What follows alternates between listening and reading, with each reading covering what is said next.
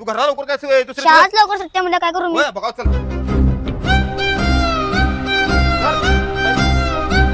लवकर आले घरला 2ला येते घरला काय बंद शाळा काय अर्धी आहे काय अहो महिना झाली शाळा बंद आहे. बंद आहे हा शाळेत पटत नाही आणि शाळा कुठे चालू होणार? हो मग ये शाळेला येते म्हणून मग घरात सांगून येते की इथं हे काय येत नाही. 1 महिना झाला शाळा बंद आहे आणि सगळे चालल्यात इंग्लिश मिडियमला. मराठी शाळेला मॅडमला कोण येणार?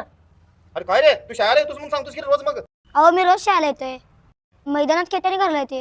हा अहो हे सर काय आहे अरे काय सांगू बाबा तुला, मराठी शाळेत कोण शिकायलाच बघणं झाले. सगळे बघल ते इंग्लिश मिडियमला चालल्यात आणि कोण शिकणार मराठी शाळा?